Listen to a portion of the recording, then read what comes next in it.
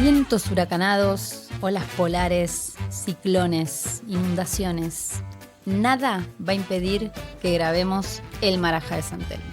Casi se suspende. No, nada lo va a impedir. O sea, acá esto se graba. Gente, hay mucho laburo. Hemos llegado... ese llegó patinando. Yo llegué en un barquito. Víctor tuvo que... En globo vino. En globo. Casi se va, pasa de largo. Pero acá se graba. Así que ustedes del otro lado... Manden un like, hagan todo lo que siempre les pedimos que hagan, que nos sigan, que sigan en Spotify, que nos sigan en YouTube, vayan a las redes, pongan qué bueno todo esto que hacen. Estamos justo en una semana en la que está pronosticado nieve en el centro del país, Buenos Aires, Córdoba, Rosario. ¿Qué Nevó en onda? San Clemente. ¿Nevó? Nevó en San Clemente. Bueno, acá en Bariloche una pintadita hubo. El pronóstico le viene pifiando. Hay que decir también, hay que ser justos, me ¿A quién parece. le echamos la culpa? ¿A quién le echamos la culpa? Porque a las elecciones no le pega, entonces le echamos la culpa a las consultoras. ¿Y acá a quién? Un episodio sobre meteorología. Yo creo que lo tenemos en la lista del primer Excel. ¿Cómo hinchaste? ¿Cómo hinchaste con este episodio? Pero, la verdad que... ¿Cómo no voy a hinchar cuando en la lista de películas que armamos tengo Twister? Nah. Y tengo Twisters. Son todas buenas. Son todas buenas, sí. Y las malas son buenas también. Bueno, no sé, Granizo, te digo ahí. Bueno, ya nos vamos a meter. Puedo hablar de Sharknado. Oh, gran saga. ¿Me entendés? Huracanes que agarran tiburones en el mar y se llevan a los tiburones y los tiburones se comen a la gente mientras el huracán se los va... es espectacular. O sea, ¿a quién se le ocurrió eso? No, gente genial. Gente muy genial. Yo estaba pensando... Bueno, Twister, vos sos más defensor de Twisters que la más nueva. La nueva, la del año pasado. Para mí es demasiado Texas, muy redneck. Pero están los Tornado Wranglers, que son los cazadores de tormentas. Bueno, está bien, pero me gustaba más el tono de Twister de los 2000, no me acuerdo qué año es, con Helen Hunt. Bill Paxton. Peliculón, ¿no? Mirá, y acá lo está diciendo un experto, así que... Peliculón. ¿Es real eso? ¿Buscan? ¿Van a cazar tornados? Sí. De hecho, saben que acá en Argentina se realizó un proyecto Relámpago, en donde venía de... El proyecto Relámpago es muy bueno, perdón. El fin de la metáfora, o sea, realmente. Tiene, no me acuerdo las siglas, pero viste que las siglas siempre dicen algo. Bueno, no, me las olvidé ahora. Pero lo importante de esa película de Tornado, a mí, o Twister, era que para poder verlo en los radares, tiran una serie de partículas con sensores, o sea, chapitas en el aire para ver. Bueno, pero todo el tiempo se están monitoreando. O sea, directamente hay equipos que dentro de un vehículo ponen un radar y observan su velocidad, bueno, partículas, cómo se mueven. En la realidad decís. Sí, y de hecho este proyecto Relámpago lo que hacían era en un camión, pusieron un radar Doppler y cuando se formaban las tormentas, que eran en la zona de Córdoba, donde se forman unas tormentas muy particulares, casi únicas en Argentina, fueron a medir eso. Fue una temporada mala de tormentas, creo que habrán tenido una o dos, a veces pasa. Y bueno, pero eso era impresionante. Pero las dos Twister y Twisters, se tratan justamente sobre poder generar la imagen del huracán, que es el gran problema de la película. En la primera es tirar las pelotitas que tenía que ver algo con el Mago de Oz, las Dorothy. Era la máquina. Era la máquina. Que era un tanquecito, era un coinor que contenía un montón de pelotitas como las de las maquinitas de la guerra, que tenían lucecitas y eso hacían una imagen tridimensional allá en los albores de los fines de los 90, comienzos de los 2000.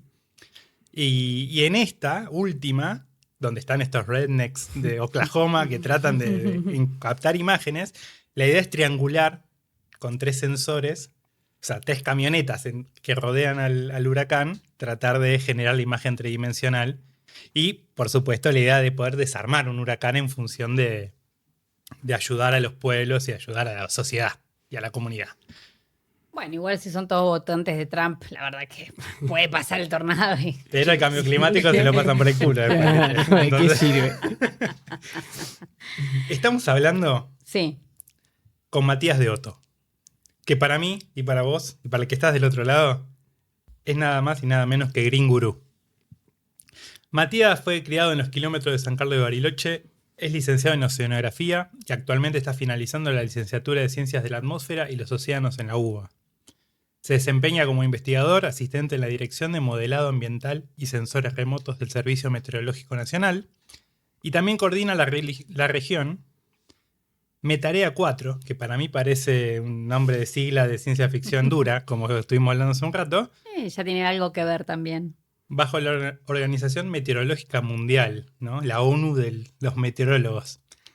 Actualmente codirige Green Gurú Bariloche, un proyecto dirigido a la comunidad de montaña y navegantes recreativos, que es una cuenta de Instagram que es súper mega nerd del mundo de las tormentas, de cómo vienen llegando las tormentas a Bariloche y la región, y él va analizando con un montón de palabras raras que anoté, a ver si nos puede contar. Las tengo anotadas por acá. Nubes lenticulares, FON locales, sistemas, núcleos cálidos, jet de altura. Ahora dijiste una recién que subiste hace un rato antes de venir. Las inestabilidades de Kelvin Helmholtz. ¿Qué? será eso? Sí. Pero bueno, Matías viene a hablar de cine y meteorología. Está lleno de películas y bueno, ojalá que lleguemos a buen puerto. Bienvenido. Muchas gracias por invitarme, por supuesto. Un placer. Lluvia de hamburguesas. Pero eso no estaba en la lista. Está en mi lista. Está en tu lista. Bueno. Hay A listas ver. paralelas. En inglés, lluvia de hamburguesas se llama Cloudy with a Chance of Meatballs, ¿no? Nublado con una chance de albóndigas. Muy bueno. Que es muy meteorólogo el nombre. Sí. Y justamente es una máquina que hace hamburguesas, una máquina de comida, no me acuerdo, que vuela a una nube y convierte en una especie de gran tormenta de... ¿No la viste, lluvia de hamburguesas? No la vi. No, me vuelvo la loco. vi. Es No, animada. Es una animada. peli animada para niños. A Que ver. llueve comida. Tal, Qué bueno, igual que... Son como Sí. que es granizo de albóndigas. Exacto. Es como La esperás el con el- sueño del pibe, como diciendo, con bueno, el plato de pasta las una cosa esperas así. así. Sí, tal tal cual. Pero vos mencionaste otra animada, no necesariamente de niños, pero que la mencionaste justamente por la forma que tiene de dibujar y graficar las nubes. Dijo, no, las nubes son espectaculares. Yo dije, mirá en lo que se fijó, claro. Porco Rosso, por ejemplo, es una que me encanta. Me encanta los cielos de Porco Rosso.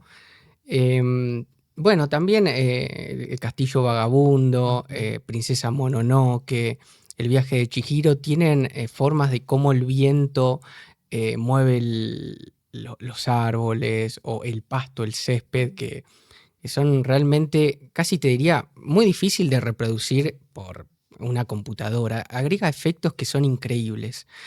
Hoy, claro, se puede reproducir muchas cosas por computadora, pero cuando uno ve mucho las nubes y es un fanático de las nubes y los cúmulos, la verdad es que Miyazaki con los cúmulos es magnífico. Realmente es magnífico y lo representa para mí el tipo conoce casi a la perfección. Los japoneses conocieron mucho, de hecho fueron los primeros en determinar los jets de altura. ¿Qué es eso? Es una corriente en chorro que es muy canalizada, es como un fideo que hay a más o menos 10.000, 12.000 metros de altura, que es como un fideo en donde van los vientos más fuertes. O sea, los vientos más fuertes se concentran en altura, no toda la atmósfera, sino en porciones muy acotadas espacialmente que no tienen más de 100, 200 kilómetros de longitud. Y bueno, ellos aprovecharon muy bien eso para viajar en avión, por ejemplo, para hacer algunos, después obviamente los conflictos bélicos, se evoluciona mucho la ciencia también ahí, pero bueno, aprovecharon mucho esas corrientes para Pearl Harbor, por ejemplo. Y después todo esto, bueno, vino también conocimientos de atmósfera y del océano también. Así que sí, fueron como los primeros en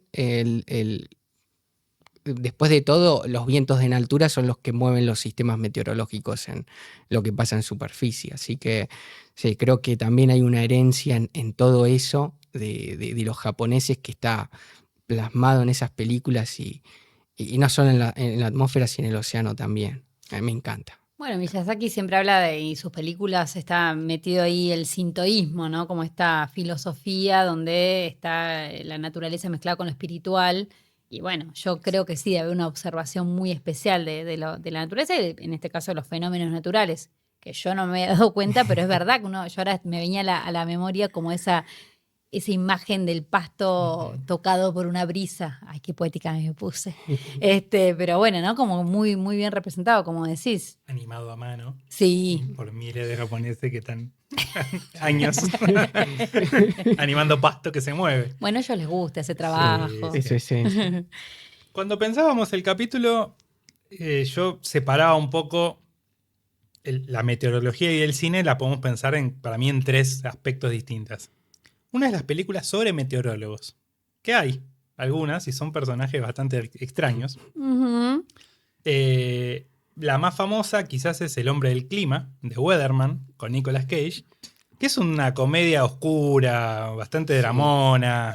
Una linda tragicomedia. Tragicomedia de un tipo que lo putean por la calle en Nueva York todo el tiempo porque nunca le pega la tormenta. No le putean, le tiran bebidas como esos los milkshakes que toman de los la yankees. ciudad de los vientos, Chicago. De la ciudad de Chicago es como la ciudad de los vientos, que está ¿vieron esos grandes lagos que hay como en el centro que limitan con Canadá?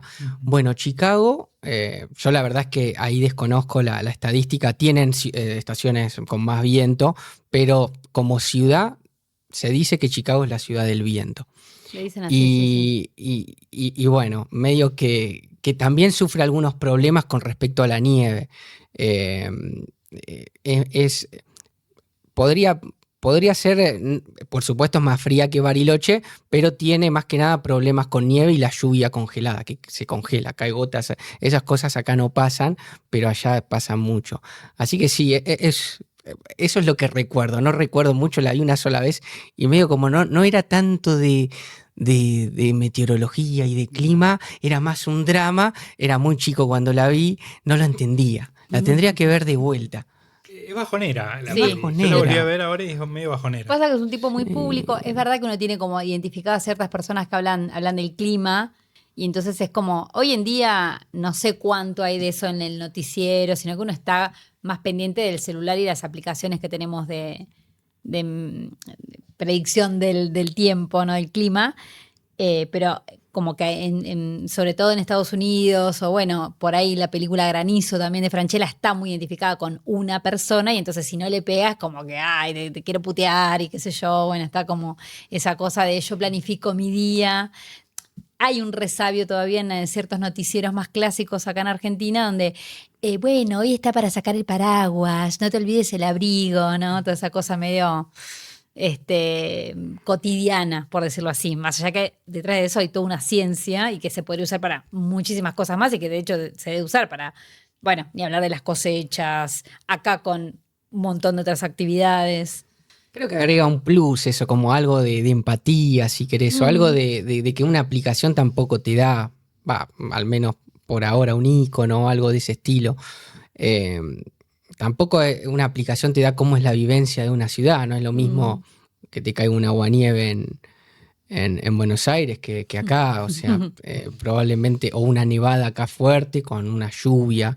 Evidentemente cómo es distintos también sectores del pueblo, de Bariloche, de la ciudad, cómo afecta un mismo evento también puede variar. Y creo que también eso va un poco de si sos una persona visible, entonces deberías comprender o debes comprender un poco eso, y también, bueno, después te fajan, o sea, obviamente por las mismas razones que...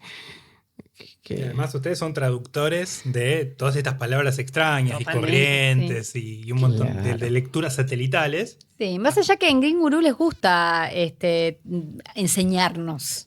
Sí, es muy didáctica en ese sentido. A mí me cuesta un montón. Con esos grafiquitos hechos a mano, ¿no? Esas flechitas y cómo golpea. ¿Por dónde viene el viento? No sé claro, qué viene de Chile, cae acá, entonces acá descargó en la cordillera y acá entra a esta altura. Pero me estabas contando de qué trataba, cómo nació Green Gurú. Antes de empezar dijimos, basta, no cuentes más, déjalo para el... Green Gurú. Bueno, yo terminé la secundaria acá en el SEM 132. Fuimos la primer camada en el año 2008. Es una escuela, ahora no sé de qué color, pero en aquel momento era una escuela pintada de un amarillo fosforescente en Beche y Fañano, justo abajo del tanque de agua. Y ni bien, yo ya sabía, pero desde los 7 años que tengo en fijo que me gustaba el clima, la meteorología. Hubieron distintos eventos a lo largo de mi niñez que me dijeron es por acá, Matías. Y cuando me voy a estudiar, o sea, me fui directamente a la UBA a estudiar porque era el único lugar en donde se brindaba eso, la carrera. Y me llevé el primer chasco de mi vida, que fue que a lo largo de un par de años después, ¿no? De que acá no iba a aprender meteorología de montaña. O sea, la carrera en Buenos Aires está más focalizada a lo que es las tormentas, más centralista en el sentido de lo que sucede más que nada en el centro de Argentina. O sea, y todo lo que es meteorología de montaña realmente no lo ves ni siquiera ahora en la carrera. Entonces, ese fue un primer gran chasco y ahí empecé a ser un poco más autodidacta. Con las herramientas teóricas físicas que te daba la facultad, que eso es recontra sólida, aprendés a derivar más que a no sé, una física de una nube también, por supuesto, pero empecé a ser autodidacta y a los pocos años después en mi Facebook empecé a publicar, bueno, cómo era la dinámica de las nevadas, las vaguadas. Y me quería autosuperar, o sea, no tenía nadie como para poder charlar de la meteorología de Bariloche en aquel momento. Hoy conozco algunos meteorólogos que incluso trabajan acá, pero en aquel momento era más complicado.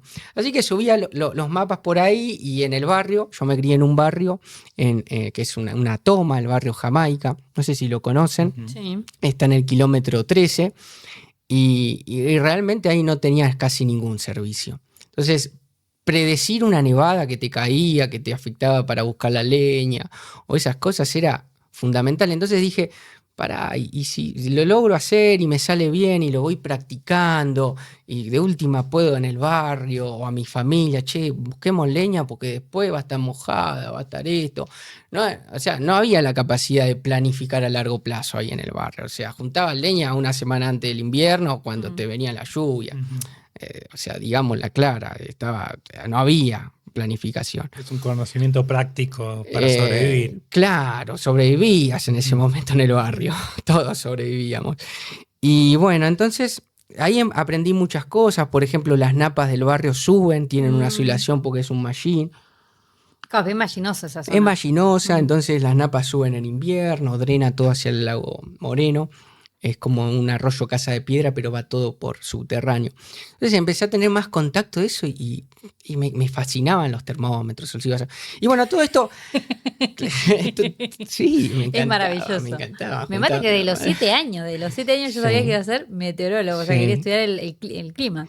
Bueno, el dato de eso es porque con mi viejo nos gustaba ir a acampar. Mi vieja siempre vivíamos y muy nómades, éramos muy nómades. Entonces en la Fiorino nos fuimos a Córdoba.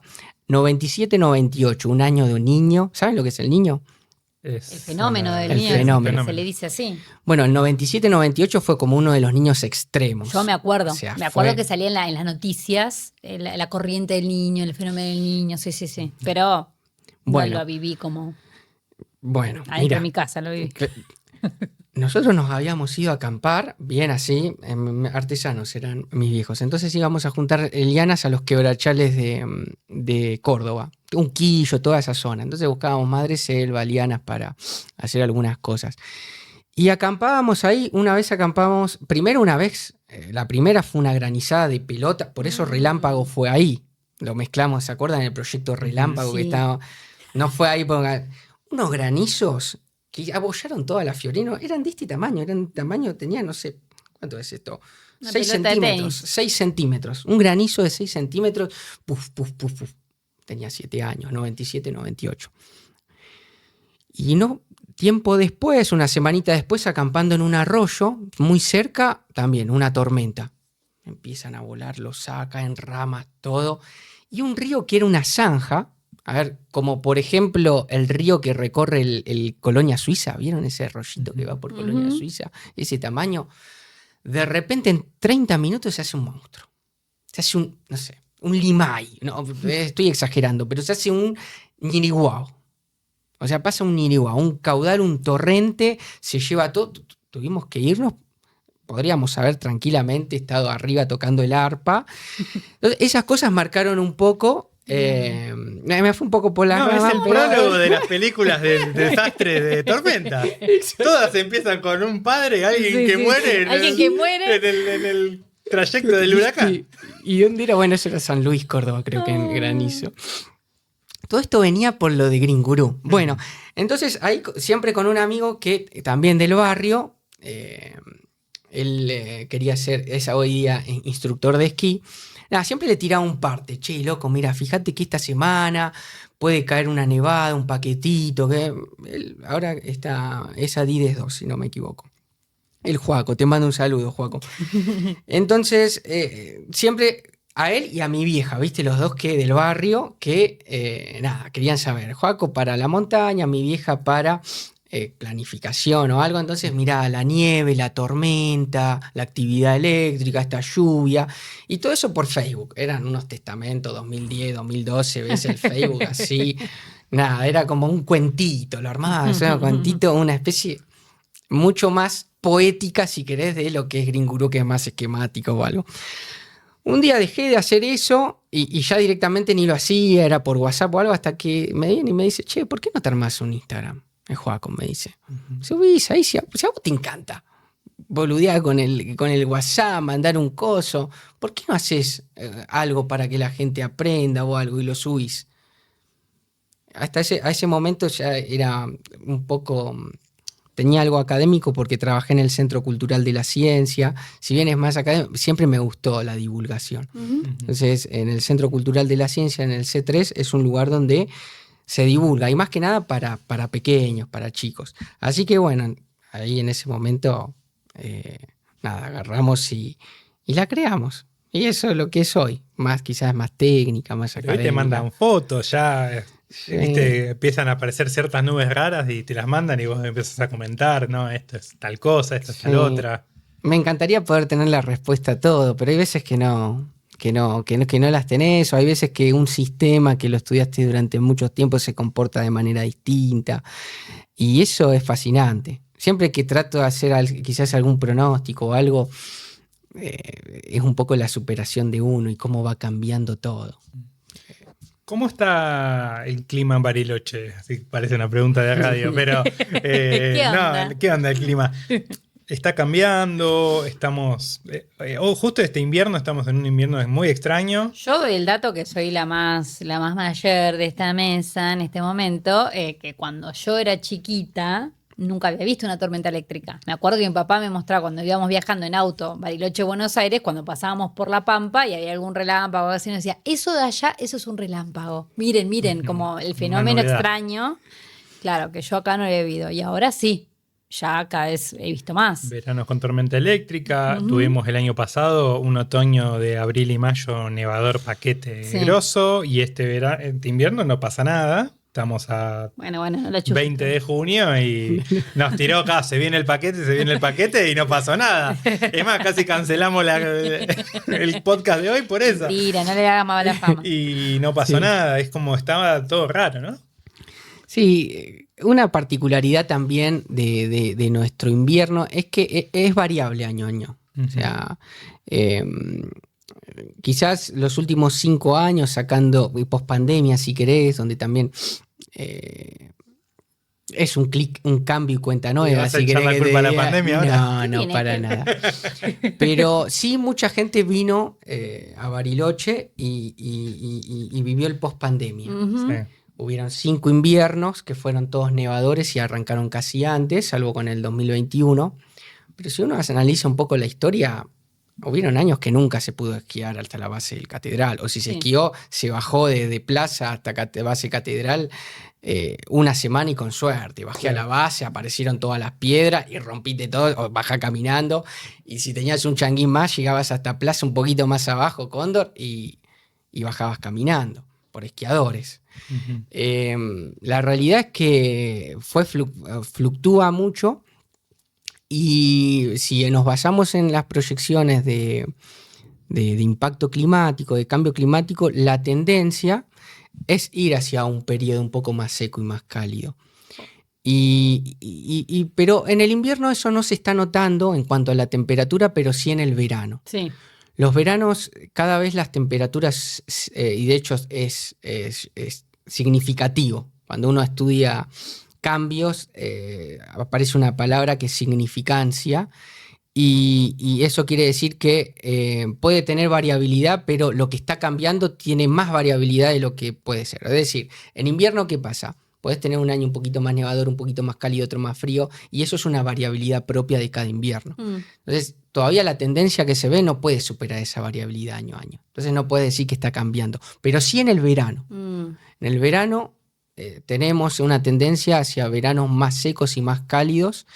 Y bueno, por eso también las tormentas, por ahí que estamos más frecuente este verano, un frente de ráfaga que entró en Neuquén, hizo pelota a kayakistas, embarcaciones del club náutico, fueron 2 días seguidos que entró de norte y uno no está. En el Río de la Plata sí podés esperar un frente de ráfaga que trae un pampero, pero en el Nahuel Huapi que venga del norte es medio impensado. Eso sé. Yo sin saber absolutamente nada, ahora que vos lo estás describiendo así, es tal cual. Yo en el invierno no estoy notando tanto, sí estoy porque sufro mucho el calor, no así el frío. Ese team invierno, ¿vas qué sos? ¿Sos team verano? Invierno. Y invierno full. Y yo lo estoy padeciendo a los veranos acá en Bariloche, los estoy sintiendo muy calurosos, que obviamente viene gente de Buenos Aires y te dice, esto no es calor. Y son largos. Son también. largos, muchos días antes tenías una noche de esas que puedes estar afuera en remera hasta tarde, qué sé yo, y ahora tenés varias. Tenías una tarde de 35 grados cada tanto en un verano y ahora vos tenés una semana de 35 grados que tenés que ir sí o sí a darte un chapuzón porque no das más. Además de que lo que yo veo es, además en nuestra vida cotidiana, nuestras casas, las oficinas, etcétera, no están preparadas para ese calor, entonces tenés ventanales gigantes sin cortinas porque lo que querés es que entre la luz, porque tenés muchos meses, mucha oscuridad, mucho nublado, qué sé yo, y es un invernadero, entonces entras a cualquier lugar y te recontra cae calor, y decís, bueno, yo eso lo estoy como notando más entre esto de estos cambios significativos que vos decís y nuestra vida cotidiana. Yo no esquío y nada de esas cosas y lo veo más en la vida urbana, abro comillas, cierro comillas. Pensando en películas sobre calor, ¿no? Hay una película que quizás, o una saga que no tenemos muy en cuenta, que es Mad Max. Mad Max es una película sobre el cambio climático, sobre cómo se destruyó el mundo y cómo se desertificó. Mira qué palabra diré. Estuve googleando. Estuviste estudiando. Cómo el mundo se convirtió en un desierto donde no hay agua y el agua y la nafta son los dos elementos más importantes. Y sobre todo la Mad Max Fury Road, que es la que habla donde hay un paraíso en algún lado, hay un oasis donde un Edén al que se puede llegar y no existe ese Edén. Solamente es idílico por ahí, ¿no? Sí, igual siempre yo pienso que siempre tratamos de pensar en... A ver, una de las cuestiones de esto del cambio climático o del calentamiento global, que técnicamente no es lo mismo, o sea, son distintas las definiciones, es que los lugares que se pueden desertificar, hay otros lugares que también se pueden humidificar.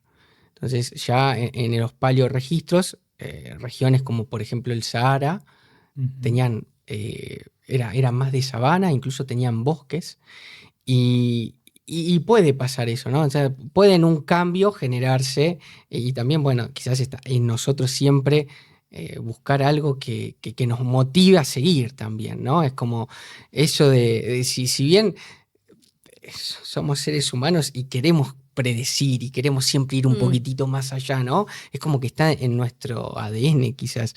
Y bueno, tener una meta o algo, ese objetivo, aunque sea una utopía, a veces marca la diferencia para hacer algo. En este caso, ¿cuál sería? ¿Cuál es la diferencia, pues ya que lo mencionaste, y cuál es el basamento científico del cambio climático, del calentamiento global? Hablamos también con alguien que ascendió al Everest y vio la curvatura de la Tierra, y entonces dijimos, bueno, esto es para los terraplanistas. Tomá, terraplanistas. Tomá, terraplanistas. Sí. Entonces, ¿qué tenés para decir sobre eso, sobre esto del cambio climático? Bueno, el cambio climático, si querés, engloba al calentamiento global. Uh-huh. El cambio climático, o sea, hay registros, nuevamente, en donde tanto la temperatura u otras variables del planeta han variado, ¿no? Ahora estamos en un periodo interglacial, pero hemos tenido periodos glaciares y bastante recientes acá en nuestra zona, hace 15.000 años atrás. Nada más. Acá estaríamos tapados por un manto de hielo probablemente, así que eso es reciente, si bien para nosotros es por ahí un poco, pero para lo que es la historia del planeta es nada, es un segundo. Si quieren saber más sobre el tema, vayan al episodio de nuestro amigo Arthur, el paleontólogo, y ahí nos explica mucho más sobre estos tiempos de la Tierra. Y van a hablar de la era de hielo un largo rato. Exactamente. Entonces sí, hay cambios, y esos cambios están en los registros, en los fósiles, como mencionaba. Uh-huh. Ahora, el calentamiento global es un cambio muy acelerado. O sea, estos cambios que están ocurriendo se están dando en un tiempo que es incluso difícil para el ser humano adaptarse. Porque podemos decir, bueno, animales, plantas, quizás tienen un periodo de adaptación pero nosotros, los seres humanos, que estemos entrando como en una lucha de adaptación al calentamiento global, que es un cambio climático recontra acelerado, pasa a ser algo más de índole social, más que climática. Entonces ahí entra todo el peso de la sociedad. Entonces, ¿cómo nos adaptamos a este cambio que está por venir? Porque si me decís que, bueno, cambia en una escala de ciclo de Milankovitch, si querés, cada 41.000, 100.000 años, 125.000, y bueno, podemos planificar de otra forma, pero esto está cambiando de forma acelerada. Las tormentas son más intensas, producto del cambio. Hoy los pronósticos se dan por impacto, o sea, ya el pronóstico dejó de ser un poquitito 10 grados de máxima, -1 de mínima, sino ¿qué es lo que va a pasar? Alerta amarilla, alerta rojo, desprendimientos, inundaciones, entonces crecidas. Entonces ya se empieza a hablar de impacto porque de alguna forma tenemos que asimilar que está cambiando. ¿Y las causas? O ya me voy a meter en un... Perdón. La geopolítica. Perdón, soy politóloga, disculpe. Y la principal es generar energía. La energía sale en un 70%, incluso más, de combustibles fósiles. Eso inyecta dióxido de carbono a la atmósfera y amplifica el efecto invernadero. El efecto invernadero es bueno para nosotros. ¿Por qué? Porque gracias al efecto invernadero la temperatura del planeta sería 20 grados más baja. Pero la amplificación de ese efecto invernadero puede generar cambios que no estamos preparados para afrontarlos probablemente. Y eso sale de la energía. Cada vez consumimos más energía y el consumo de energía también va de la mano de un progreso social. Eso es también, o sea... avance tecnológico, es consumo de energía y no estamos pensando en la energía... ¿Cómo cambiar la matriz energética? Sería también eso, ¿no? En tu cara negacionista. Vos hablaste de Mad Max, Fury Road, la saga Mad Max, que es la desertificación. Te la robé. Y yo me acuerdo de Waterworld. Claro. Olvidada, menospreciada, pero es una gran peli donde se van derritiendo los cascos polares, ¿no? Es así. Y el mundo está todo inundado, básicamente. Sí. Y recomiendo la novela de Michelle Nieva, La infancia del mundo, que es una ciencia ficción distópica argentina, donde el mundo ya se derritió, prácticamente no existen los polos, y el último confín de la Tierra habitable es la Pampa. Y se llama el Caribe Pampeano. Y es una historia de ciencia ficción muy extraña. El único modo en que la Pampa puede ser protagonista de algo. Perdón. Pampeano. Escúchame ahí. A ver, al momento que estamos grabando el podcast, nevó en Buenos Aires un poquito. Ellos se creen que nevó, ¿viste? Sí. Y guardan nieve en el freezer como algo... Yo voy a contar, termina de contar, perdón. No, y que hay un chabón en Twitter que puso: yo soy de La Pampa, el lugar donde hace mucho calor y no llueve, y donde hace mucho frío y no nieva. Es como una especie de hostilidad constante. Y dice, claro, la Pampa está destinada a sufrir, ¿no? Mal. 40 grados en Y después mínimo. es escarcha. O sea, vos te levantás en la mañana de la Pampa y es una capa de escarcha y tal cual. Y esta humedad, o sea, ¿cómo se hizo escarcha sin humedad? Porque es seco. Entonces, yo no entiendo. Waterworld, vayan a verla porque sí. está muy Película. olvidada, donde al revés que Mad Max, donde el recurso es el agua, ¿no? El recurso preciado Sí. y deseado es el agua, y se guardan un frasco con tierra. Y el personaje Kevin Costner. de Kevin Costner ha evolucionado, se ha adaptado y tiene agallas. Sí, ¿No? sí, Branquias. tiene branquias, Branquias, tiene perdón, branquias no las sé qué agallas. quise Sí, decir. totalmente. Bueno, sí, sí. Bueno, en esta idea, ¿no? Del cine como el cine que habita los eventos climáticos.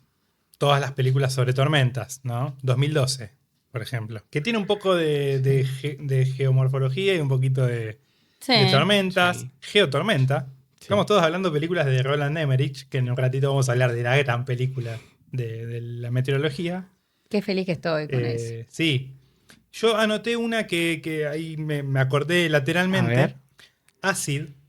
Es un corto francés sobre una lluvia ácida de una familia que está escapando, corriendo por el medio del campo y empieza a lloverle lluvia ácida y se empiezan a derretir.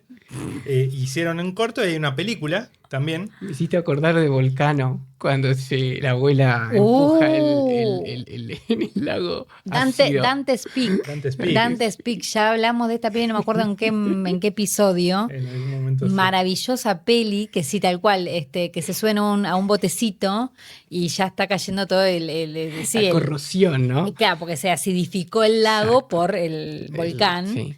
Y cantan row, row, row your boat, todos cagados de miedo, ¿viste? Porque Alguien se está estaba deshaciendo. muy cerca de la tele, me parece, en su infancia. No, viste, yo no adolescencia. esquiaba, hacía eso. Y después pensábamos las películas que usan a las tormentas o a los cambios climáticos, a los eventos climáticos, como una excusa para contar otra cosa. Estuve viendo una película muy mala en Netflix, que le invito a ver porque realmente la idea es genial, pero está muy mal desarrollada, que es en el Hurricane Haste, ¿no? Como el robo en el tornado, que es en un pueblito de estos Arkansas, ahí metido en el medio de la nada, hay una reserva federal, como que tiene un mega banco central en el medio del campo, y unos tipos deciden ir a robar esta reserva federal mientras se está dando un huracán. O sea, ellos esperaron al huracán como contexto para, ¿no?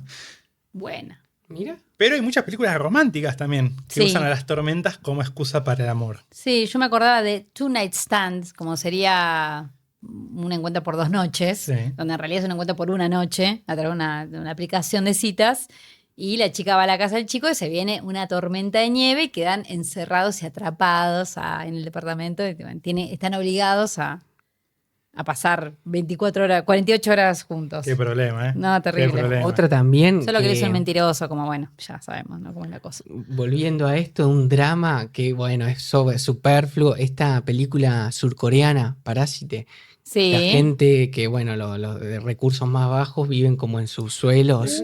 No la notamos, ¿Recuerdan pero qué esa? dormidos. Parásitos, gran película. Bong Joon-ho. Bong Joon-ho ganó mejor película extranjera y mejor película en los Oscars ese año que se estrenó.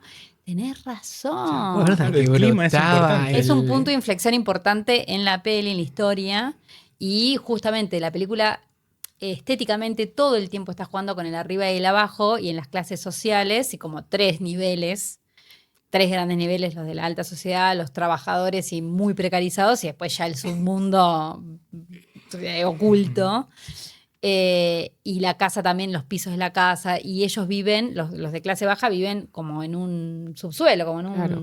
Pero viste cómo siempre lo... Perdona. Sí, no. Y esto que viene esta tormenta, digamos, que inunda todo, ellos pierden todo, tienen que irse a un gimnasio de refugiados, y los de la clase alta que no les tocó nada, porque están justamente más elevados geográficamente, dicen qué lindo cuando la lluvia limpia todo, ¿no? Y el otro, y el chofer de ellos se quiere matar y lo quiere matar a ellos también. Es maravilloso. Pero cómo termina la parte. Después se ve afectada la clase alta. Todo esto deriva como en algo que No, se claro. vio afectada. Entonces, como sí, siempre como que golpea, y es la realidad, golpea. Siempre hay bueno, esto que hablábamos por impacto. Una de las cosas en esto de las tormentas fuertes se divide como en 3 partes. Es el impacto, la vulnerabilidad y como la parte física o meteorológica.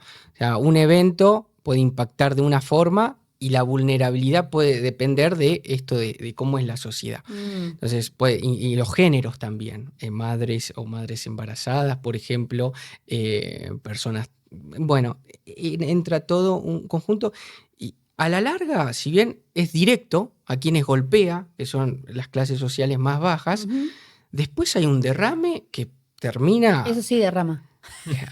Eso sí derrama. No son los dólares de la cosecha, son las lluvias. Maravilloso, pero es para lo que da, esto da bueno, para... hay todo un impacto social, claro. la lectura social de la meteorología, donde digo, conectando con Twisters, digo, los meteorólogos en realidad son gente que está estudiando como las películas de meteoritos, viste que no pasa nada y un día va a venir y leen radares y leen mapas. Eso es otro episodio. Ya va a venir el episodio de astronomía. Que no vamos a hablar de meteoritos hoy. Pero en el sentido de están monitoreando todo el tiempo y si son tan fuertes los impactos, ¿no? Y tan inmediatas los cambios que generan la nueva tormenta, como para predecir y activar una alarma. Pensaba en Green Guru si puede evolucionar hacia una...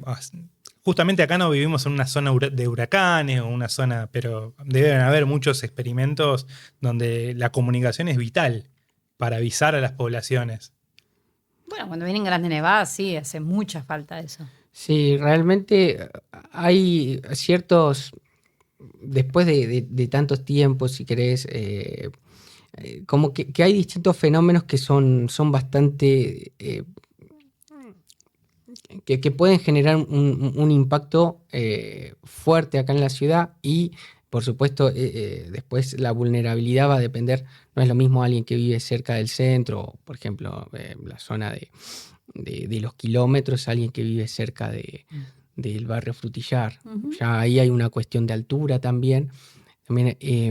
Entonces, a lo que voy es que por ahí, en esto de... Ay, me perdí en esto de la... Pensaba en Radio Nacional respecto a la estepa, ¿no? Y a las poblaciones rurales. De los avisos. De los avisos, sí. A ver, la gente del campo lee el clima de otra manera y están mucho más ahí está. acostumbrados naturalmente. ¿Cómo comunicas eso a distintos públicos? Bien. Claro, exactamente. Y te vas a encontrar con una gama, un abanico de formas de poder ser eficiente en dar una alerta, que por ahí sos para unas personas, pero para otras no, y cambiando sos más eficiente. Entonces entra ahí esto de que, bueno, ahora... Todo lo que vieron esto con los científicos sociales, que hay este gobierno es como los denostó directamente y realmente es justamente lo que hay que darle. Todo lo que es las ciencias exactas, las físicas, esa base. Ahora, ¿cómo eso lo transportás a la sociedad? Claro. En esto de... A la aplicabilidad exacto, en la vida cotidiana. La vulnerabilidad que tiene cada grupo social, de cada barrio. Entonces... Cada actividad, cómo se mueven por ahí. Hay un laburante que vive en el Malvinas y se tiene que mover hasta el kilómetro 1 a laburar, no sé, a Fenoglio, a una construcción, por ejemplo. En ese trayecto, cómo es todo ese entramado de quizás desde la micro, desde una persona hasta esto. Entonces, bueno, se vuelve... Totalmente, es muy claro lo que estás diciendo. Yo tenía ahí anotada la pregunta, que no la anoté físicamente, pero sí en mi mente, de cuál es la importancia de tener un Servicio Nacional de Meteorología. Fundamental. Es fundamental porque tener... es importante que esté desde el Estado. O sea, voy a hablar de política y vamos a hablar de ciencia política también. Sí, es fundamental que y esté bien. Bien un servicio meteorológico que esté bien, que tenga proyección, que pueda ir mejorando en temas de, por ejemplo, una de las cosas novedosas que es de Argentina y el servicio en conjunto con, por ejemplo, INVAP o el sistema SINARAME, que es el sistema de radarización que se ha logrado, que hacen Argentina tenga una visualización de esto que estábamos hablando, del twister, de los tornados. Con un radar Doppler uno puede tener un movimiento, una trayectoria de esos sistemas y dar un aviso a corto plazo, por ejemplo. ¿Y pero por qué? O sea, yo me pongo del otro lado y la gente que te dice, bueno, pero hoy en día ya está todo en las aplicaciones, uno puede saber porque hay un montón de sistemas, de informatización de estos datos que los puede interpretar cualquiera, no sé. Digo, ¿por qué? ¿Cuál es la importancia de que haya algo específico de nuestra región, de nuestro país, digamos, como apuntado a eso? No sé si también incluso, ahí me vas a corregir vos, si no es que hay alguno de los satélites también que fueron puestos en órbita para las cuestiones de las cosechas. Bueno, mira, es un tema tan extenso. Podríamos ir, si querés, hasta también cómo enseñamos las ciencias en una escuela y cómo es el paradigma de educación nuevo que por ahí viene ahora, el ingreso de la inteligencia artificial en juego. Entonces, también mirar como la historia de una institución y proyectarla con esto es algo complejo. Quizás hay que sentarse y analizarlo, pero es más grande el tema de que mirar nubes. Mucho más grande, claro, exactamente. Sí, es más grande. ¿Por qué el rol? Porque hay ciertas disciplinas en donde es muy difícil que venga un privado y te ponga guita. Y eso nace de, por ejemplo... o lo va a poner para la actividad que le interesa a ese privado. Claro. En general la investigación básica y esto de salir a medir y hacer, lo hace uno a voluntad o lo hace un sistema estatal, salir a medir. De hecho, tengo algunas cosas para comentarles después cuando... Entonces, que eso no el privado usufructúa de eso, si querés. Siempre, sí. ¿No? Pero no pone la inversión inicial. O sea, le saca provecho. Por ejemplo, hoy puedes ver en tu aplicación los radares y probablemente utilicen radares que pagó el gobierno argentino y que los puso en distintas... Y entonces vos ves un mapa, está bien, tienen mejor comunicación con quizás con la IA y esto, tienen un mejor alcance a todos y hasta quizás una mejor comunicación. Incluso las redes, todo va más rápido por ahí, evoluciona mucho más rápido. Pero en sí, esto de la inversión inicial o en qué por ahí... la estrategia de dónde ir a medir. Exacto, eso es un poquito más complejo y ahí tiene que estar un Estado fuerte, un gobierno que, tanto desde lo municipal, esto de quizás todo lo tiene que hacer el ente nacional, también lo puede hacer lo municipal. Eso también, el federalismo. O sea, cuando me fui a Buenos Aires a estudiar, me di cuenta de que iba a ser muy difícil meteorología de montaña. Me llama la atención que no estuviera tan nutrida la carrera de eso, siendo que nuestro país atraviesa toda la cordillera. O sea, porque hay cordillera en todo el país. O sea, como muy loco. Igual, volviendo a lo nacional y qué sé yo, el federalismo, y sí, pero ¿quién va a ir a tomar los datos de Comayo? Porque el municipio, esos, digamos, son... El INTA hizo mediciones. Es nacional, claro, eso voy. Claro, sí, igual. Sí, exacto, sí. Pero igualmente, Ezequiel, que me estás poniendo cara de dejar de hablar de geopolítica y no sé qué cosa. Es que justamente vamos a hablar de una película. La película que trajo nuestro invitado estelar tiene mucho de esto también, ¿eh? Porque más allá de la fanfarria, hay una cuestión central de las decisiones políticas. Vamos a hablar de una película que le perdonó la deuda externa a Latinoamérica. Imagina, te la conecto así, si querés te tiro al centro pasado. Bien, estuviste bien. Porque además es muy gracioso en la película cómo sucede. Es maravilloso. Matías eligió la película para mí sobre meteorología, que es El día después de mañana, de 2004. Roland Emmerich se congela en Nueva York, se inunda el planeta y los yanquis tienen que escapar a México, que no los quieren dejar entrar por la frontera porque dicen, no, se están colando ilegalmente. Sheinbaum lo haría ahora, ¿eh? Ella sí. Ella pondría esa condición. A mí esta película la vi en el cine con mi papá. Soñé con construir una maqueta de una ciudad y tirarle nitrógeno líquido y que se congele. La vi millones de veces, la tuve en VHS, la tuve en DVD, la vuelvo a ver en plataformas. Es genial. Hay cosas que no tienen un pedo que ver con nada, y es más, es una película como que estructuralmente no... Está toda desarmada por todos lados, pasan muchas cosas a la vez. Sí. Pero, loco, se congela el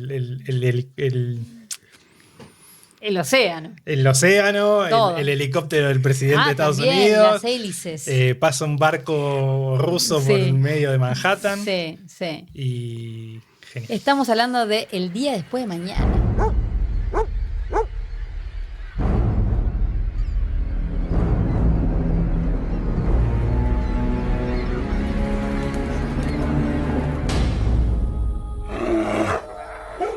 What's gone into them?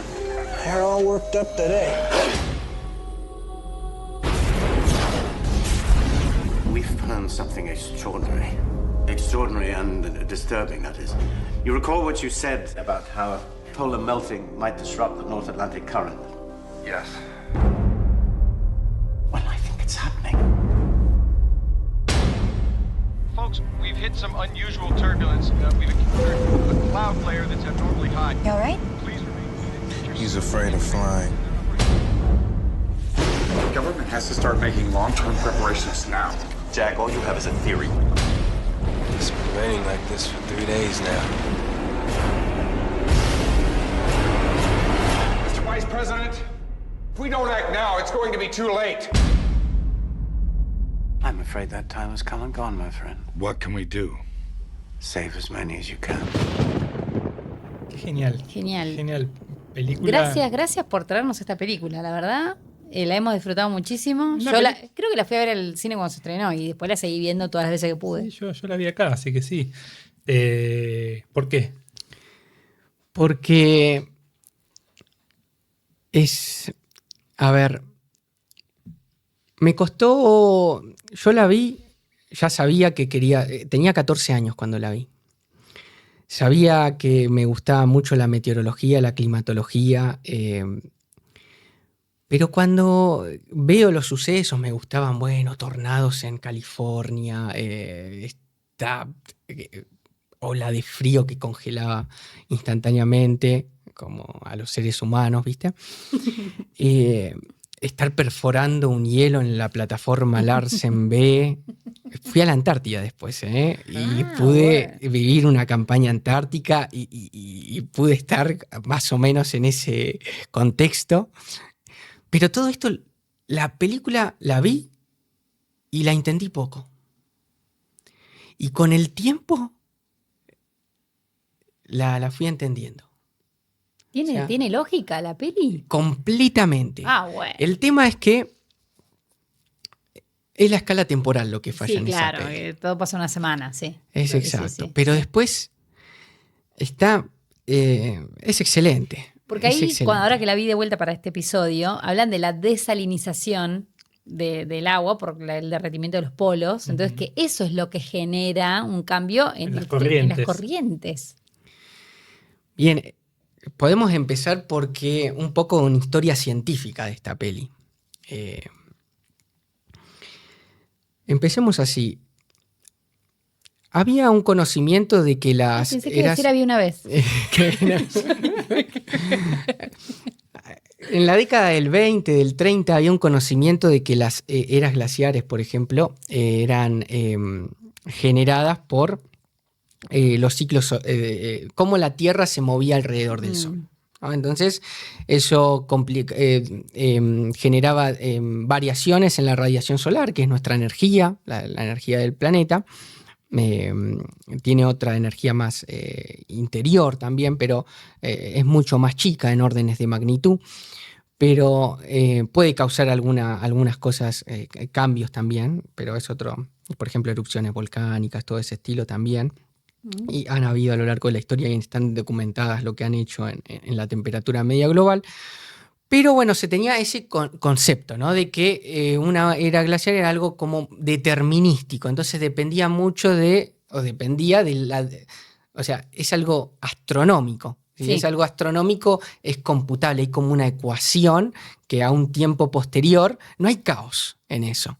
Y una de las cosas de la meteorología es el caos, la caoticidad de la atmósfera, del sistema climático, que de repente vos vas así, una gran nevada, un paquete, y seco completamente. Entonces bueno, hay un transcurso, y esto, bueno, viene con investigadores, ¿no? Que vienen desarrollando esto de bueno, cómo se generan estos periodos fríos.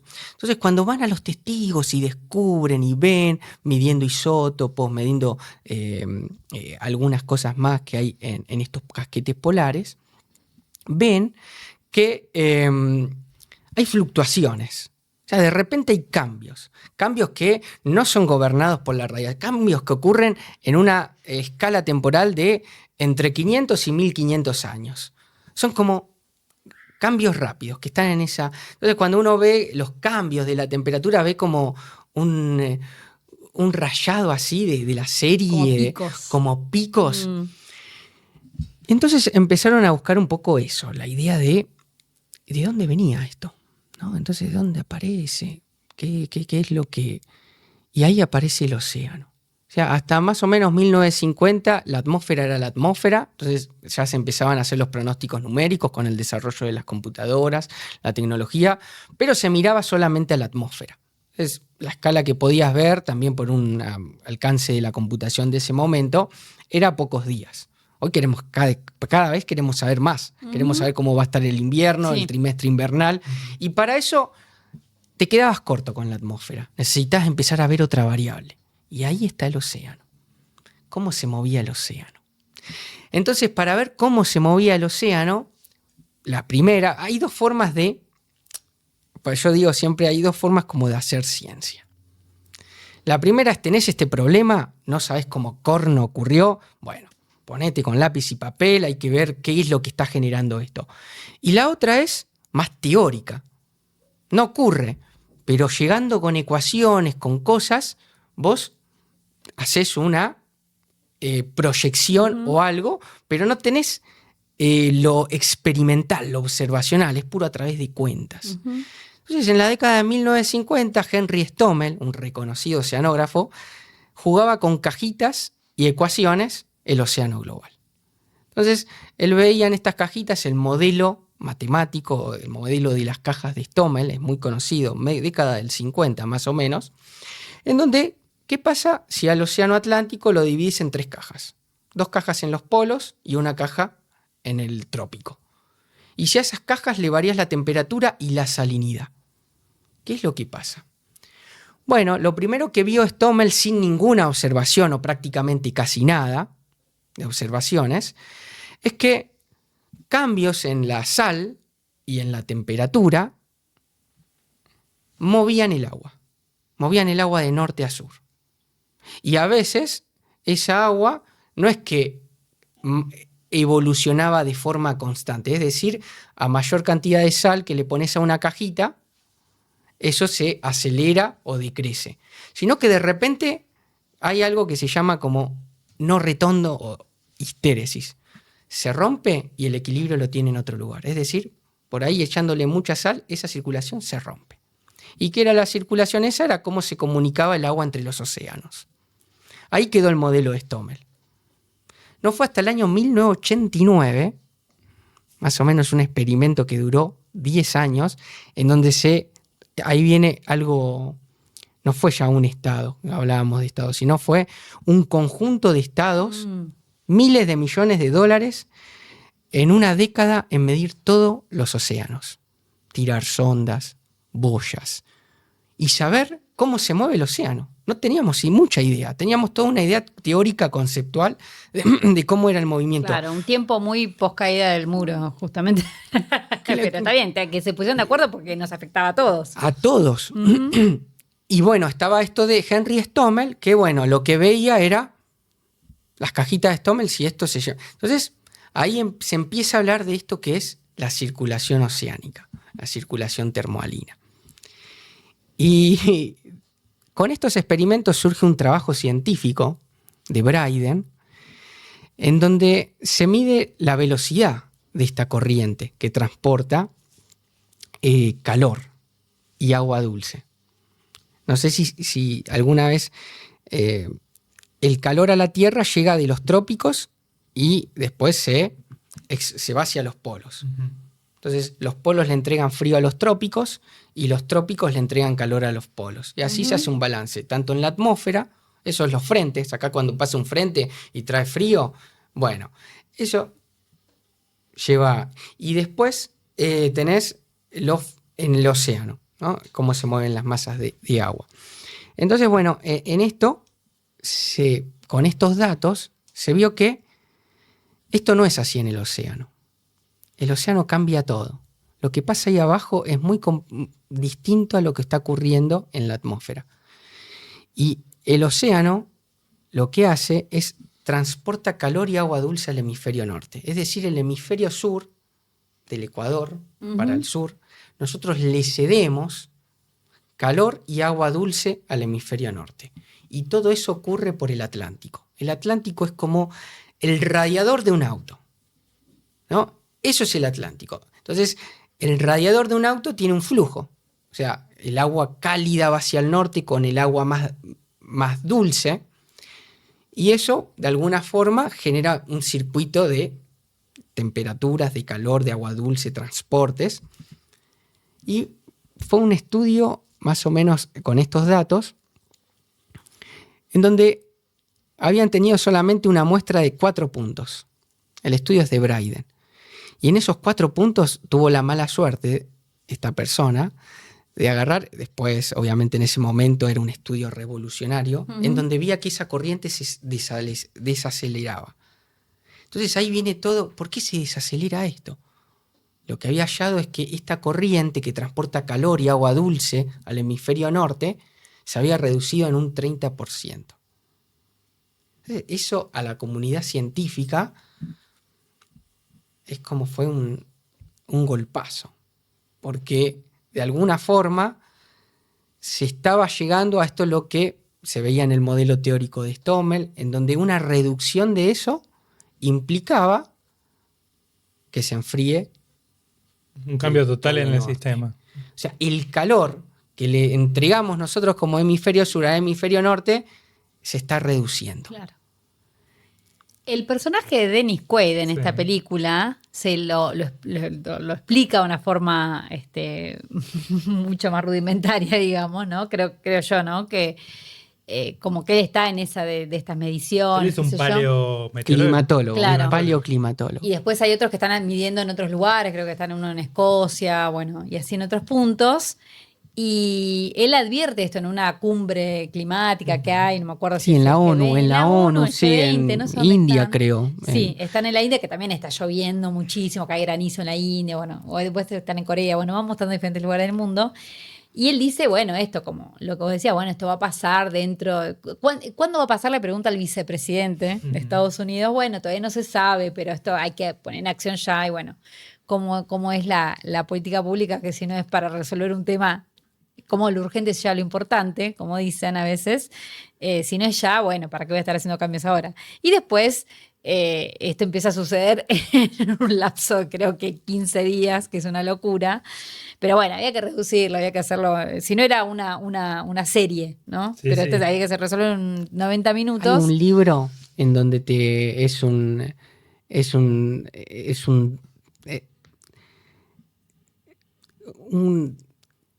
un cuento de detectives, pero es más científico. Es de Wally Broecker, la primera persona que acuñó el término de calentamiento global. El libro se los recomiendo, se llama The Great Ocean Conveyor, que es como la gran cinta transportadora. Entonces va analizando todo esto, es la ciencia ficción dura de esa película. Obviamente la película, día después de mañana, nace de un libro, pero es ciencia ficción más light, con cosas más místicas. Pero la trama de la ciencia ficción dura, se los recomiendo, está de alguna forma, para hacerla, si se quieren meter en ese mundillo, está contada muy bien. Pero en otra escala temporal, ¿podría pasar algo así? Bueno, justamente sí, Por eso Dennis Quaid, Jack Hall, ahí en Sí. esa conferencia, lo que menciona es, ¿cuál es la escala que menciona? Y esto puede ocurrir en una escala de 1 milenio, que es la escala que estábamos viendo de la variación, la fluctuación. Entonces, claro, pero 1 milenio es re poco tiempo para, si uno quiere proyectar, es poco tiempo, bueno, depende cómo uno lo mire, ¿no? No, está bien, pero vos hablando está bien, en el tiempo de la Tierra, y volvemos Sí. al capítulo del paleontólogo, no es nada, 1 milenio, pero bueno, también en esto de la adaptabilidad que puede tener el ser humano, de cómo yo hablo de cómo están preparadas las casas y las oficinas en Bariloche, con estas variaciones significativas de temperatura en el verano, yo ya lo estoy sintiendo en mi cortísima vida, y bueno, de ahí a resolver poblaciones enteras que están en la costa y qué sé yo, bueno, 1 milenio es verdad que puede ser poco. Y la gracia del cine es que ese milenio se convierte en 2 días. Y lo que se convertía en un viaje a Nueva York para un concurso de ciencia, Sí. se convierte en una tragedia porque a la ciencia y a la meteorología le tenemos que sumar siempre la supervivencia, ¿no? Y son historias sobre supervivencia. Sí. En nos este encantan. caso, claro, de el hijo de Dennis Quaid. Dennis Quaid, que está Jake Gyllenhaal, que está un muy joven Jake Gyllenhaal, que está en este concurso y les agarra esta tormenta en minutos y se empieza viene la gran ola de Nueva York. Claro, o sea, ya no hay trenes, no hay o sea, los aviones se No habían hay cancelado hace aviones. un montón, no hay trenes, ya después se inundan las calles, todo, y tienen que refugiarse en la biblioteca En la de Nueva biblioteca. York. ¿Se preguntaron esa gran inundación que hay por qué sube el nivel del mar? No. ¿Vieron que en Nueva York sube el nivel del mar? Dice, ¿cuántos metros subió? O sea, Sí. llegaba a la biblioteca, que era uno de los puntos más altos de la Sí, ciudad sí. de Nueva York. No me fijé en el GPS a qué altura está la Queda biblioteca. la manito de la ¿cómo es? De la Estatua de la Libertad. Bueno, 70 metros subió. Entonces, pero si se está congelando, se está generando hielo. No puede ser por un aumento, una disminución, o sea, derretimiento del hielo no puede ser. Bien. ¿Cayó algún impacto de un meteorito o algo? No. Tampoco. Es ¿Qué otra impacto profundo. Es decir, claro. Entonces, ¿qué pudo haber generado esa inundación? Es algo que se llama storm surge.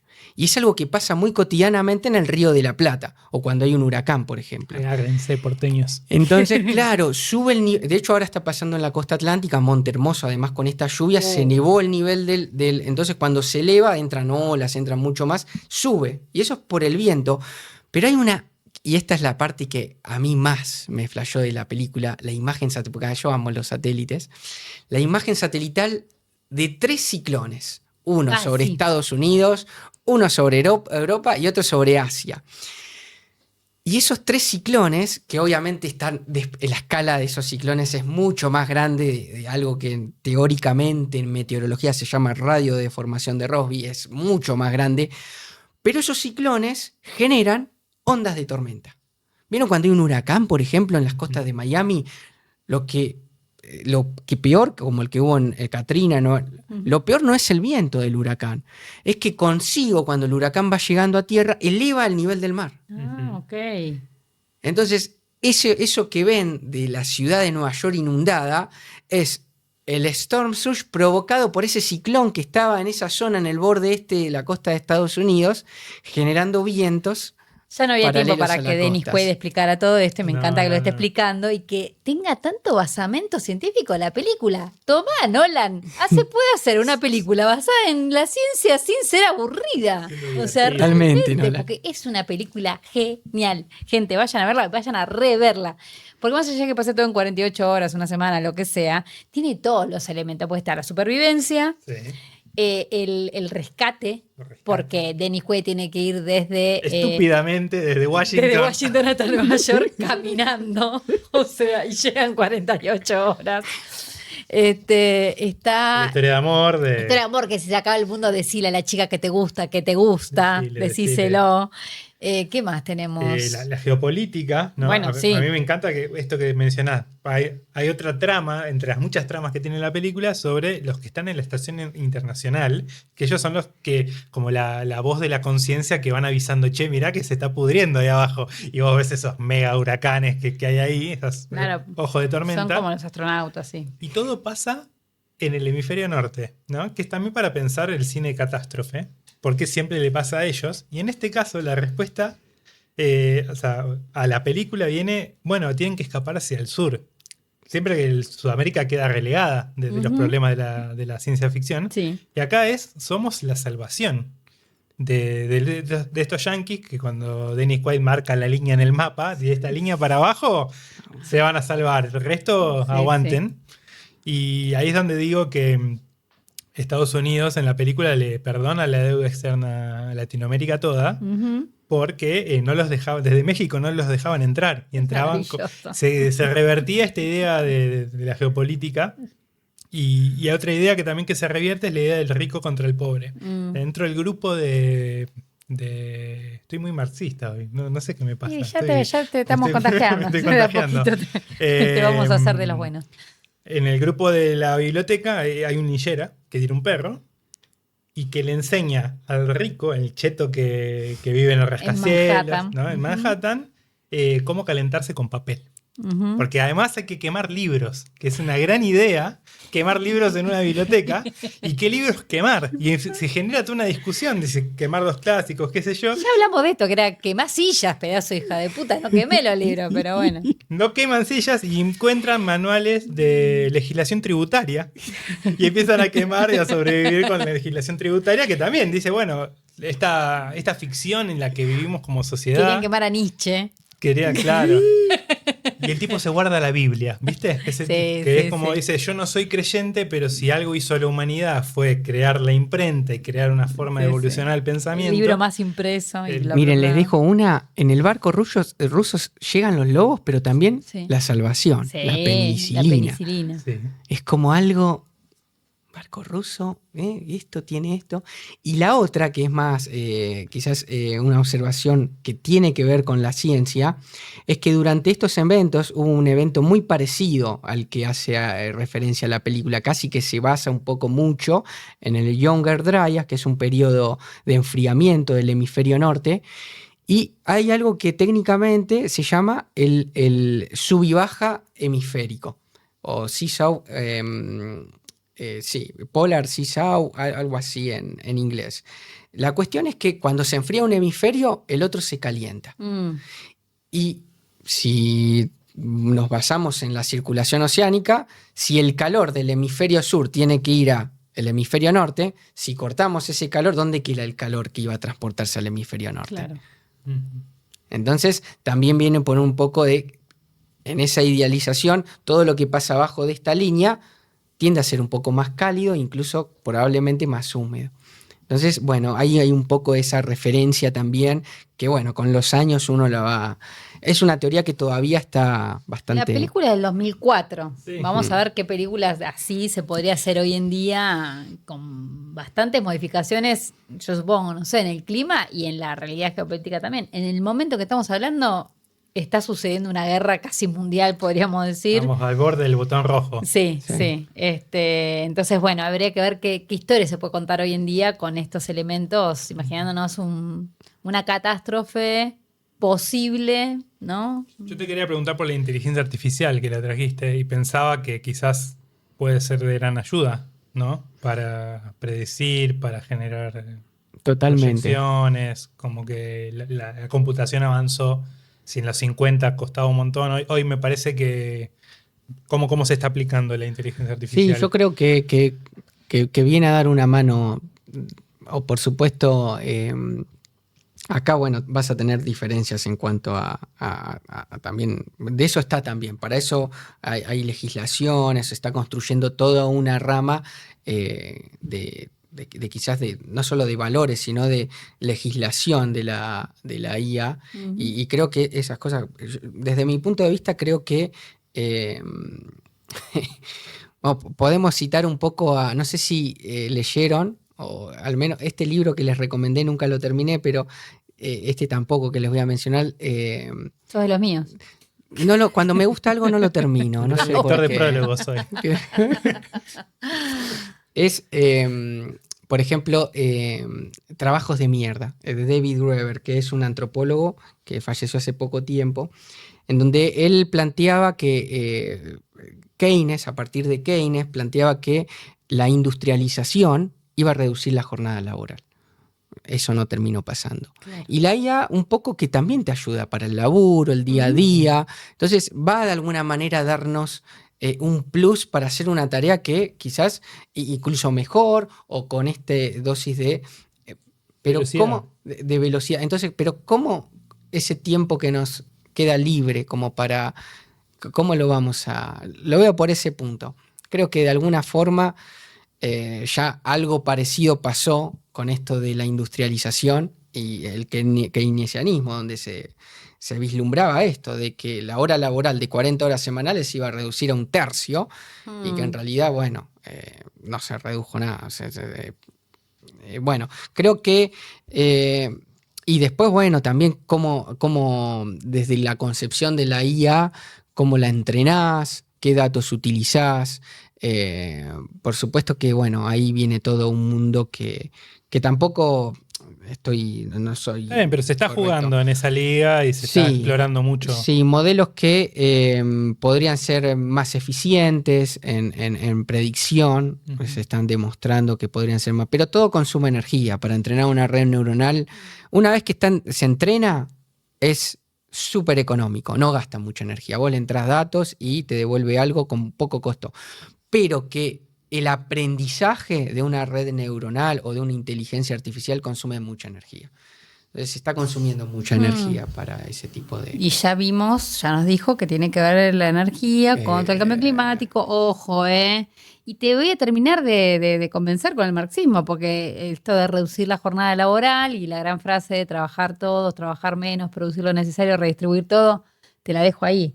No, hoy en día con el tiempo libre que nos queda nos buscamos un segundo trabajo para seguir para llegar a fin de mes. Y el que tenga un rato de tiempo se mira. Que mire una buena El peli. día después de mañana. Yo la vi en Disney, creo que estaba por ahí. Creo que está, sí, o en Amazon también. Sí. Bueno, está. Andan por ahí. Se consigue. Sí, 2004 ya, che. 2004.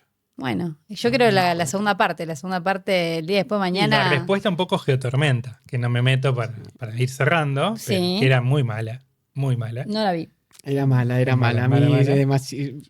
2012 me gustó un poco más. 2012, Bueno, bueno. puede ser, pero sería- también ya son 12 años 2012, chicos. Hay que hacerla. Estamos tan viejos. Creo que estamos más cerca de un Eternauta que algo de... Ya está nevando Una- en provincia de Buenos Aires, se les va llegando la nube. Esa va a ser la continuación de...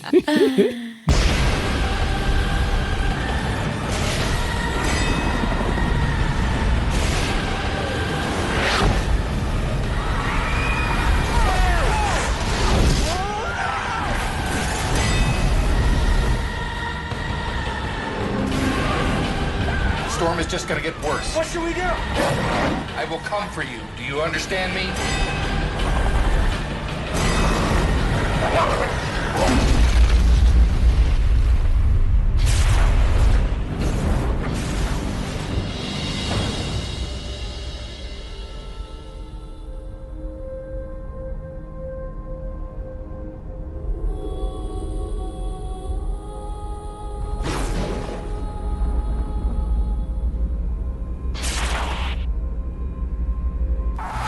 Para ir cerrando, en el Marajá hacemos un ping-pong para conocer un poco el gusto cinéfilo del invitado. Hoy hablamos mucho de meteorología Sí. y de cine catástrofe. Queremos saber primero una sala de cine que a vos te tengas en tu vida, que haya sido importante. El cine de Flores. Cine de Flores, el de Sí. sobre Rivadavia. El Rivadavia y Rivera Indarte, creo. Ujú. Iba con mi vieja cuando era chico. Cine teatro o cine de los viejos. Es un cine de los viejos. No sé si ya es un cine. Es un teatro, me parece. Es un todavía. teatro. Ujú. Sí. ¿Alguna película que te dé miedo? ¿Algo de terror puede ser o...? Las que son caseras, las que filmás a mano. El fan Y footage. esas me... Tipo Blair Witch. Blair Witch. Y hay una gama también de ese tipo de películas que me encantan y que sí me dan cagazo. Me dan Muy más bien. cagazo. Cloverfield. Cloverfield, esa, qué sí, buena, sí, qué sí, buena. sí, sí, Sí, sí, sí, esa me gusta. Una película que te saque una carcajada. Qué gran pregunta. ¿Con qué te reís?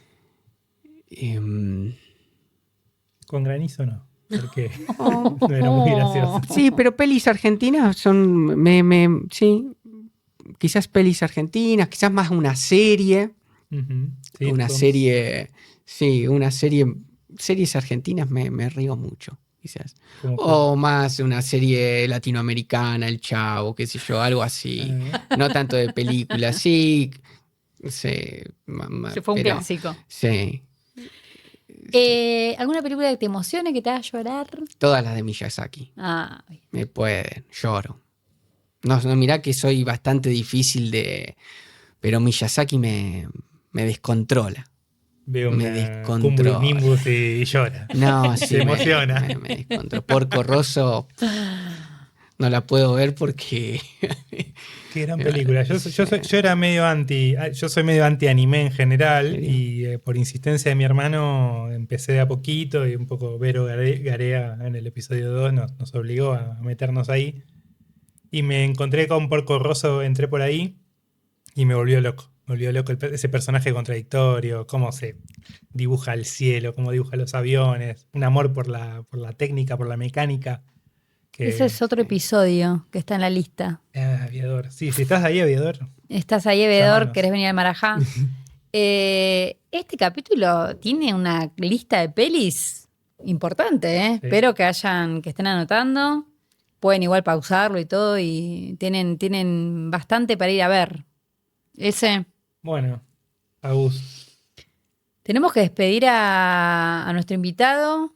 Le agradecemos muchísimo, muchísimo haber venido. Teníamos mucha expectativa, sobre todo acá el compañero nerd. Que son todas películas de destruir cosas. Es muy genial. Destruís bancos, destruís ciudades, tenés tiburones adentro de... Sí, yo aprendí mucho, ¿eh? O sea, la verdad que una forma muy didáctica de expresarse. Destruir cosas ayuda, invita. Una que faltó, Interstellar, cuando visitan el planeta de océano. Esa... Y lo metió a te Nolan deja, nomás, ¿viste? sí, No. lo tenía que meter Claro, a porque Nolan. ¿Cómo no lo voy a meter a Nolan? Bueno, hay una sequía en esa película, además. También. Además, también, sí. Y hay ciencia aplicada. Sí, los drones que, bueno, nada. Sí. Bueno, para otra invitación. Sí, ahí. Bueno, Matías, muchísimas gracias por venir al Marajá. A ustedes, encantado. Cuando quieran. Gracias, Víctor. Gracias, Javi. Gracias a ustedes del otro lado. ¿Vieron el pronóstico? Nos escuchamos la próxima. Nos escuchamos la próxima.